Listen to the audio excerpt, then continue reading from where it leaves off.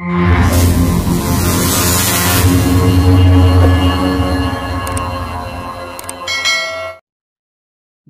ಮಹಾದೇವ ಕನ್ನಡದ ಪ್ರಸಿದ್ಧ ಲೇಖಕ, ಬರಹಗಾರ, ಸಾಮಾಜಿಕ ಹೋರಾಟಗಾರ.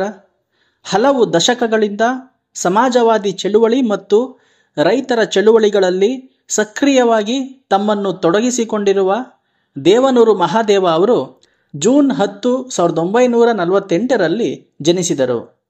ಇವರ ಸ್ಥಳ ಮೈಸೂರು ಜಿಲ್ಲೆಯ ನಂಜನಗೂಡು ತಾಲೂಕಿನ ದೇವನೂರು.